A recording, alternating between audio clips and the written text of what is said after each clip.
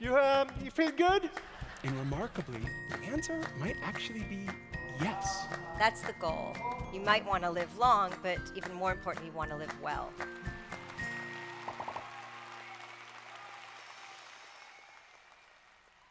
Eat, drink, and still shrink. A busy person's guide to joyful living. Now, doesn't that sound like a diet that we all can do? Or a book that we all can read? Who in here likes a little bit of coffee and wine? I knew you were going to be my people. Great. Some of you might remember me. My name is Chevalley Hedge. I spoke at Happiness and Its Causes 3 years ago. I was so excited to be speaking about serotonin, the happy hormone, and its connection to mental well-being that this was me. I left my facial mask on in front of all of you people, 4 o'clock in the morning before I got to Luna Park. There I was, happy, crazy.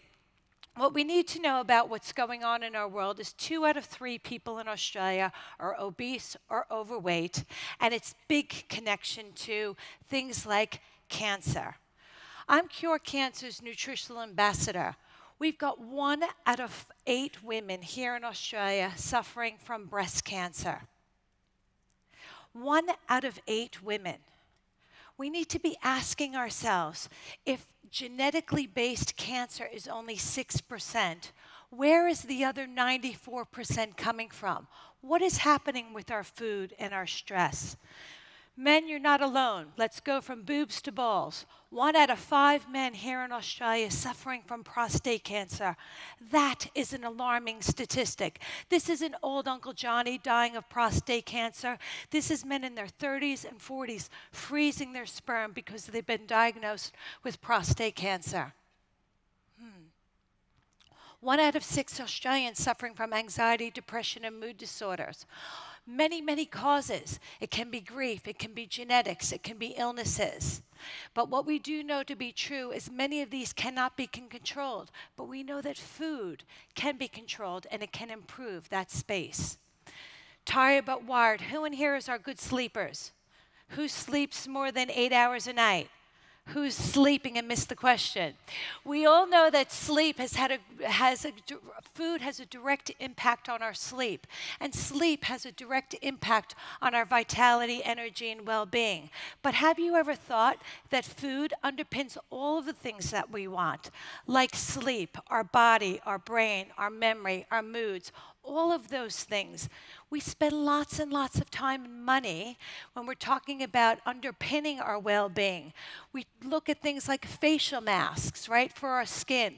We think about brain supplements for our brain health. We think about counselors for our moods. I'm not dismissing any of those, but we have to eat. So why don't we eat well? This is something we need to think about. Vitality, energy, happy hormones, serotonin, it's in our food. What is the best diet in the world? This is the best diet in the world. Just eat real food, unpackaged, unprocessed, in a combination of fats, proteins, and smart carbs. Where are we going wrong in the world of smart carbs is here, the excess sugar in our diets. The World Health Organization says maximum added sugars we should have are 6. Most of us in this audience are having about 40. How can that be happening? How is that true? It's true because in our healthy foods, we're having a lot of hidden sugars. Things like Raisin Bran, Wheat Bix Honey Crunch are healthy cereals, 9 teaspoons of sugar. Vitamin waters, 8 teaspoons of sugar. Healthy smoothies, 20 teaspoons of sugar, 22 actually. And in that chai tea that many of you might be slurping on right now, about 15 teaspoons of sugar. No wonder our blood sugar is going up and down all over the place.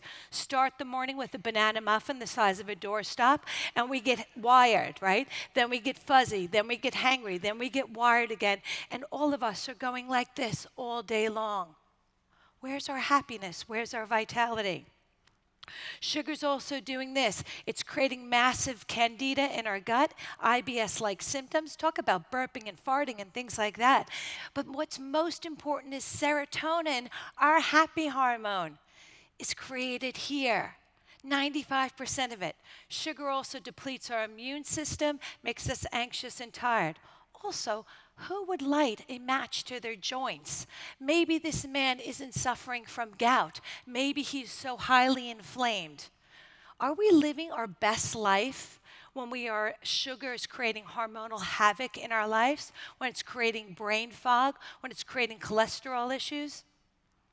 How many of you have stopped eating sweet potatoes or carbs and live in carb phobia only to binge eat on these kind of sugary treats afterwards?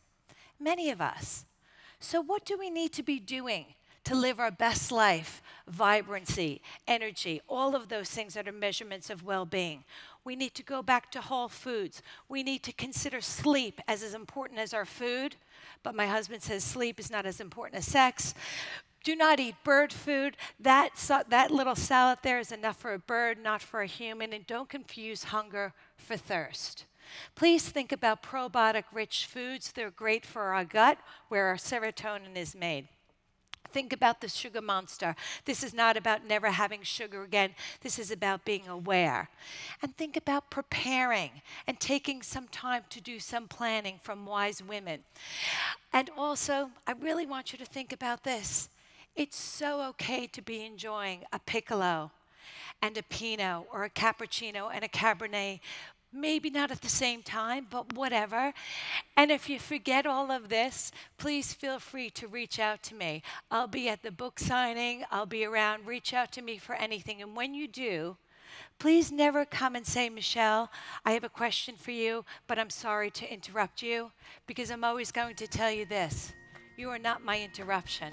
You are my purpose. Thank you.